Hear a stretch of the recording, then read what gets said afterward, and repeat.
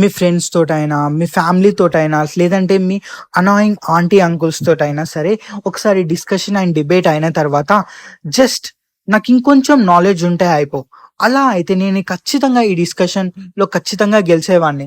వాళ్ళని ఖచ్చితంగా నా పాయింట్ ఆఫ్ వ్యూని అర్థం చేసుకునేలాగా చేసేవాడిని అని చెప్పేసి అనుకున్నారా? సో నిజం చెప్పాలంటే మీకు కావాల్సినంత నాలెడ్జ్ ఉంది. కానీ మీకు ఇక్కడ ఎలా నెగోషియేట్ చేయాలో, వాళ్ళని ఎలా కన్విన్స్ చేయాలో మాత్రం తెలియదు. ఎందుకంటే చెప్పేది వినండి. వాళ్ళు మిమ్మల్ని కాదు అని ఇంకొక స్టాండ్స్‌లో అంటే ఇంకో ఒపీనియన్‌లో ఉండడానికి కారణం ఏంటో మీరు తెలుసుకోవాలి. అలాగైతేనే వాళ్ళు ఈ డిస్కషన్‌లో మీరు గెలవడానికి వాళ్ళే ఒప్పుకుంటారు.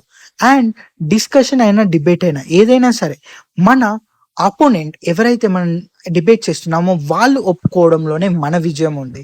సో మనం మన ఒపీనియన్ ని కన్విన్స్ చేయాలి. సో అది ఎలానో మనం ఈ వీడియోలో తెలుసుకుందాం. ఫస్ట్ ఇక్కడ మనం సైంటిస్ట్ల లాగా ఆలోచించాలి. ఎప్పుడైనా సరే స్టబర్న్ గా ఉండకూడదు. ఎందుకో తెలుసా? ఒక సైంటిస్ట్ తను ఒక థియరీని ప్రపోజ్ చేస్తాడు, లేదంటే ఒక ఇన్నోవేషన్ ని చేస్తాడు. అండ్ ఆ ఇన్నోవేషన్ మంచిదా కాదా అని ప్రతి ఒక్క టెస్ట్లు చేస్తాడు. అండ్ థియరీస్ కి కూడా అంతే, ప్రతి ఒక్క టెస్ట్ ని చేస్తాడు. అది అల్టిమేట్ టెస్ట్ల దాకా వెళ్తుంది. అలా వెళ్ళిన తర్వాత అది ఒకవేళ సర్వైవ్ అయితే మన యూనివర్సిటీ అయినా, లేదంటే స్కూల్ బుక్స్ లోనైనా వస్తుంది. అండ్ సైంటిస్ట్ హ్యాపీ వాళ్ళని రాంగ్ అని వాళ్ళు ప్రూవ్ చేసుకోవడానికి, లేదంటే దానికన్నా బెటర్ సొల్యూషన్స్ ఫైండ్ చేయడానికి. సో అందుకనే వాళ్ళు ఎక్కువగా ఫీల్ కారు వాళ్ళ థియరీస్ రాంగ్ అయినప్పటికీ సరే. సో అలా ఉండనంత వరకు మనం మన ఒపీనియన్స్ రాంగ్ అని ఓకే అని అనుకోవాలి. సో అలాంటి టైంలోనే మనం ఇంకా కొంచెం నేర్చుకోవడానికి పనికొస్తుంది.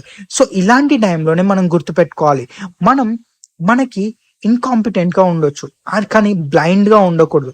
అంటే మనకు తెలియదు అని చెప్పి ఒప్పుకోవడం కూడా ఒక సూపర్ పవరే. సో అందువల్ల మనం ఇంకా ఎక్కువగా నేర్చుకుంటాం. అలాగే మనం ఎక్కువగా మనం ఎక్స్పాండ్ కాగలుగుతాం మన బ్రెయిన్ ని.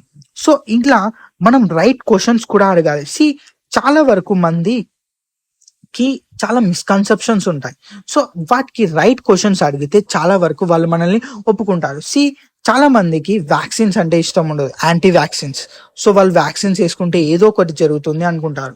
సో ఇలానే ఒక కేసు కూడా జరిగింది. ఏంటి అంటే ఒక తల్లి పుట్టిన తర్వాత తన బిడ్డకి మీజిల్స్ వ్యాక్సిన్ ఇవ్వద్దు అని అనుకుంది. సో అలాంటి టైంలోనే ఒక డాక్టర్ వచ్చేసి తనని సింపుల్ గా మాట్లాడుతున్నారు. సో ఇక్కడ ఎలా మాట్లాడుతున్నాడంటే తన యొక్క బాధ, తను ఎందుకు వ్యాక్సిన్స్ వేయొద్దు అనుకున్నది, తన మిస్కన్సెప్షన్స్ అన్నిటిని వినుకుంటూ, అలాగే యాక్టివ్ గా వినుకుంటూ, అంటే తనకు మధ్యలో క్వశ్చన్స్ అడుగుతూ, అంటే తను ఆ ఒపీనియన్ కి ఎలా వచ్చింది అని చెప్పి క్వశ్చన్స్ అడుగుకుంటూ మొత్తం చెప్పారు. సో ఆ తర్వాత డాక్టర్ ఓకే మీరు అలా అనుకుంటున్నారు, మీరు అన్నవి అన్ని కరెక్టే అని అక్నాలెడ్జ్ కూడా చేశారు.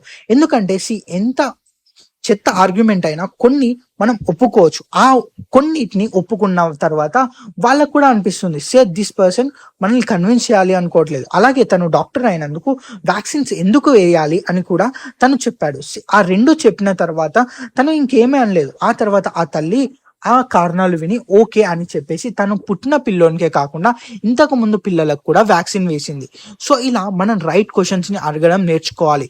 అలాగే ఏదైనా ప్రాబ్లం ఉన్నప్పుడు అది బ్లాక్ అండ్ వైట్ గా మనం అస్సలు చూపించకూడదు. అంటే సింపుల్ గా చెప్పాలంటే చాలా మంది ఇండియన్స్ కి పాకిస్తానీస్ అంటే కొంచెం నెగిటివ్, అలాగే పాకిస్తాన్ లో పుట్టిన వాళ్ళకి ఇండియన్స్ అంటే నెగిటివ్ ఫీలింగ్స్. ఇవి నిజంగానే ఒక ఇండియన్, ఇప్పుడు ఏదైతే ఇండియన్ ఉన్నాడో ఆ వ్యక్తి ఒకవేళ పాకిస్తాన్ లో పుట్టి, ఆ పాకిస్తాన్ వ్యక్తి ఇండియాలో పుట్టి అక్కడే పెరిగి ఉంటే మనకి డిఫరెంట్ ఒపీనియన్స్ ఉండేటివేమో సేమ్ ఇప్పుడు. సో చాలా వరకు మనకున్న ఒపీనియన్స్ అండ్ ప్రీకన్సీవ్డ్ నోషన్స్ అనేటివి చాలా వరకు మనం పుట్టి పెరిగిన ఎన్విరాన్మెంట్ వల్ల వస్తాయి. సో అందుకనే మనం థింక్ అగైన్ అనే ఎబిలిటీని మనం అలవాటు పరచుకోవాలి. సో దానివల్ల మనం ఎవరినైతే డిబేట్ చేస్తున్నామో అంటే మన అపోనెంట్స్ ని కూడా అర్థం చేసుకోవడానికి ఛాన్సెస్ ఉంటాయి. సో దానివల్ల చాలా వరకు మనకు ఆ గొడవలు స్టార్ట్ కాకముందే మనం ఎండ్ చేయొచ్చు, లేదంటే మిడిల్లోనైనా సరే ఇద్దరం గెలిచి వెళ్ళిపోవచ్చు అక్కడి నుంచి, ఒకరిని ఒకరం అర్థం చేసుకొని. సో ఇలా మనం మన ఆర్గ్యుమెంట్స్ ని విన్ కావచ్చు.